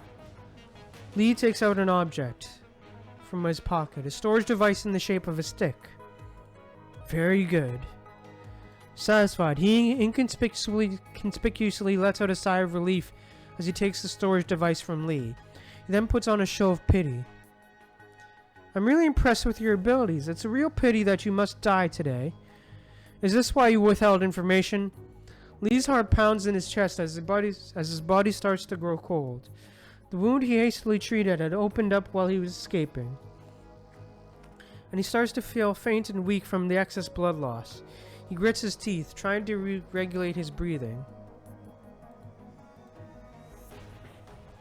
You're quite sharp, I'll give you that. Which is why I trusted that you would be able to crack that complicated security system, even under those circumstances. Oh, you hear that? Looks like their backup is here. I'll leave the rest to you then, teammate. He retreats with a smile on his face and a gun in his hand. Lowering the gun, he aims at Lee's leg. Damn, bro.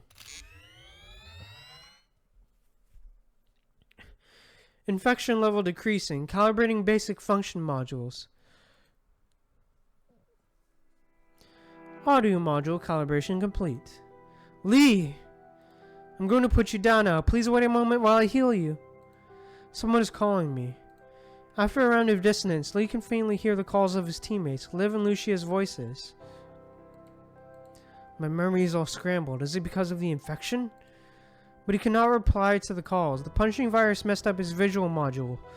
Eerily black and red squares keep changing in his view, exploding in his mind like twisted spirals.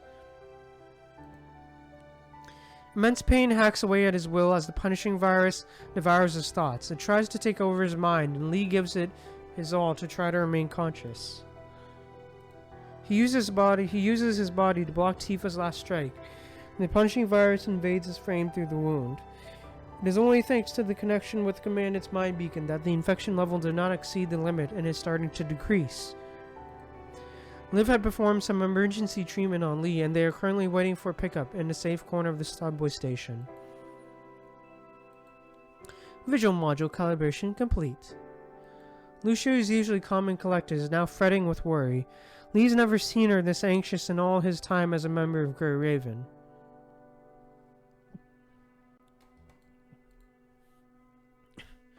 Liv grits her teeth as he continues to treat Lee's wound. Lee leans against Commandant as Commandant holds him close by his shoulders. Supporting half of his weight, he may not be able to see Commandant's expression, but he could feel the hands of his shoulders slightly trembling. Lee finds that he's not used to situations like this. No need to worry, I will be fine, he wants to say. Don't worry, but he could not even find the breath to do so. My mind in the concentration connection to frame control. Is it being blocked? The infection levels started to lower. I should be able to control my frame. This leaves one possibility. I need to find a way to inspect my mind. To inspect the mind, one needs to enter a comatose-like self-inspection mode.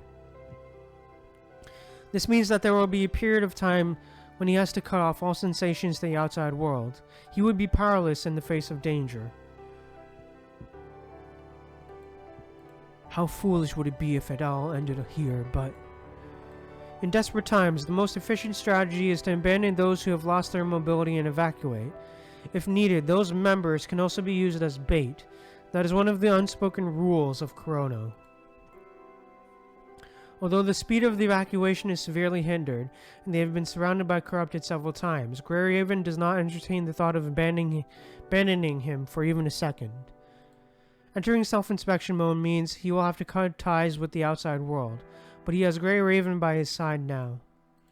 Each of us is an indispensable feather necessary for Greyraven to soar, undeterred by opposing forces. None of them have once renounced their vows. I can't make them worry like that any longer. At least now there's something I can do. Cutting off external sensations temporarily, preparing for self-inspection. He has numerous experiences with almost fainting from injuries, but this is the first time he feels safe.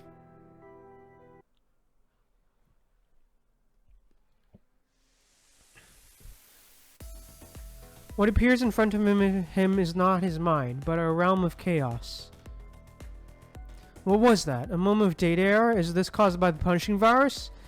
There's no time to waste here. I'll have to inspect them one by one. Alright, ayo. In the vast sea of his mind, Lee sees a red crystal floating in the sky. Looks like that's the source of the abnormalities. This is Tifa's data shard? To think this was planted in me all this time. I need to get rid of this quickly. The moment he touched the crystal, Lee is sucked into another eerie dimension.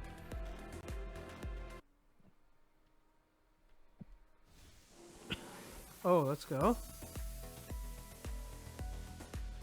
This isn't my mind. Damn it, the contamination level is higher than I thought.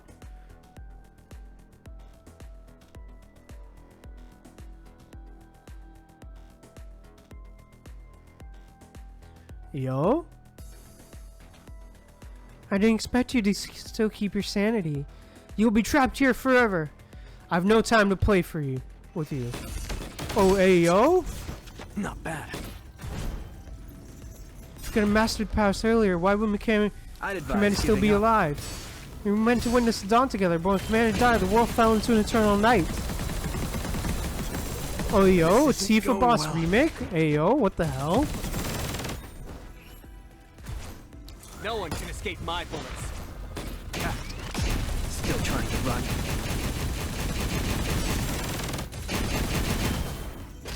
Your fate burns at the same endpoint. Yo, this boss fight is crazy. Nope. Not bad.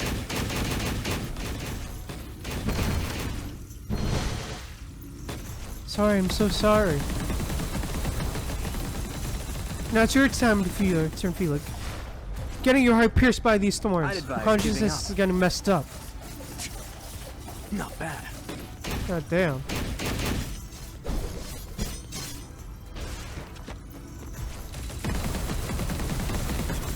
Why struggle? You have your commander too, don't you?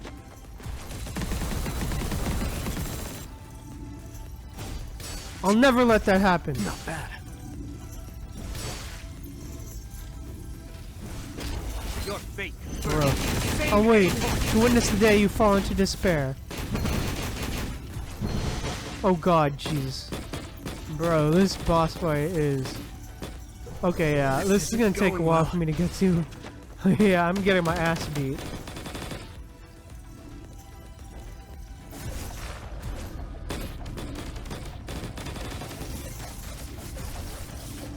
No one can escape my bullets.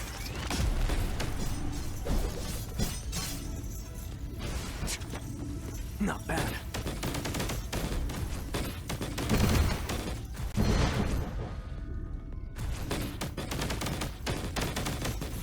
No one can escape. Still trying to run. Commandant! Commandant! Damn.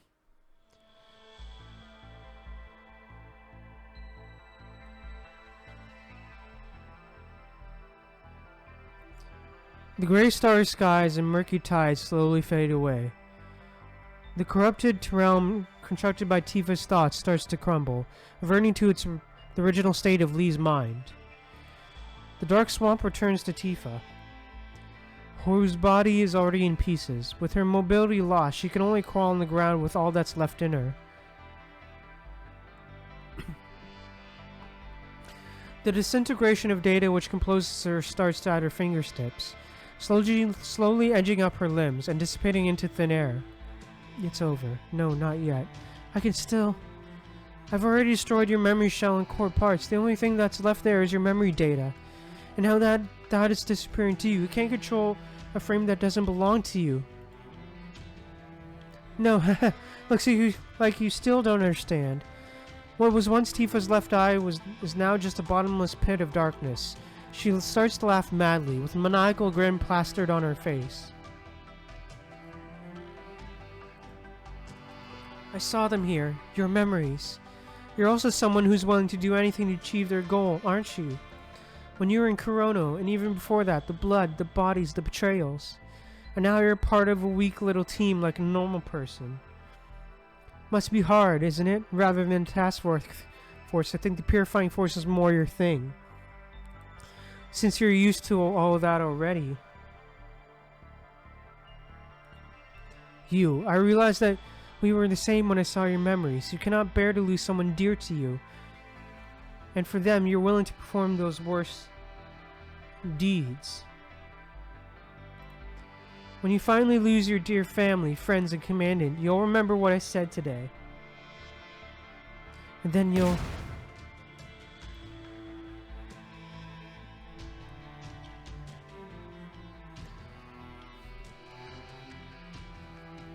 Lee raises his hand and puts a bullet through Tifa's head.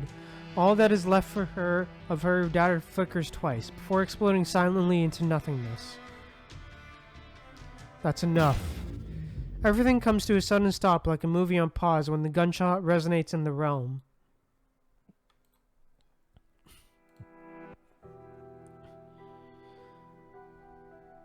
I didn't even notice she planted a control valve back then. Although he's not able to remove the effects of this control valve as soon as it was planted, he has now destroyed Tifa's mind shard, so at least he would not be under another Tifa's control. If I hadn't noticed this, then I really would have injured my teammates. That is something that he never wants to see happening. As a precaution, I should leave a hidden command for anti-hacking in my mind. There, this should do it.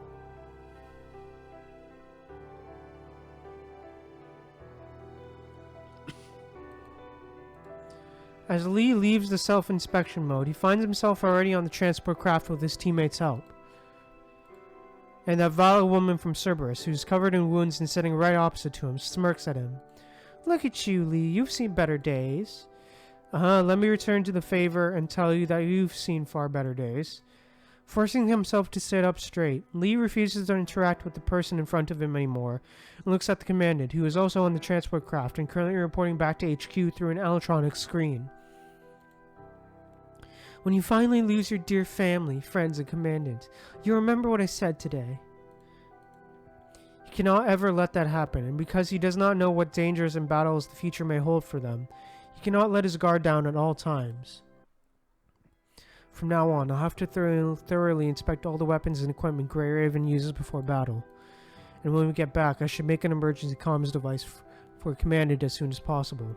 I can't let anything catch me by surprise. I need to be prepared for every possible scenario.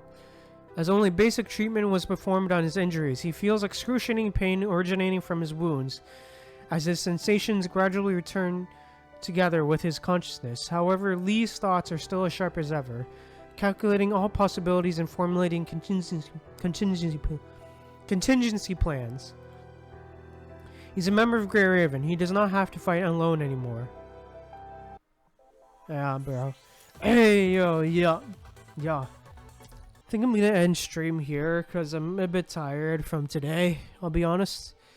Feeling a bit tired now. I'll be honest from today, just what happened with everything today. Because I had my grandma's birthday earlier in the morning. Had to do my grandma's birthday early in the morning, and then I also had to say goodbye to my aunts and uncles and cousins that came up from the States. I had to say goodbye to them and all that, so I'm a bit... and I had to, with my old grandma's birthday party, I had to stay up to like, I don't know, 2 or 3 in the morning. I was up, so yeah, and woke up pretty early, so... I think I'm gonna end stream there. Gonna say goodbye. Gonna say goodbye. Thank you guys so much for tuning in. And hope to see you next stream so we can continue this new story chapter. So I'll see you guys then. So if you want to know when I'll stream, when my next stream will be, you can check that out via my... You can join my Discord server. You can join my Discord server so you can know when I'm going live next. And you can join my Discord server by entering the !Discord command, like so. So yeah, you can join my Discord via that link, and I hope to see you guys in there. So aside from that, thank you guys so much for tuning in for this a bit of a shorter stream. Sorry for the shorter stream, but thank you guys for tuning in, and I'll see you next stream. Bye.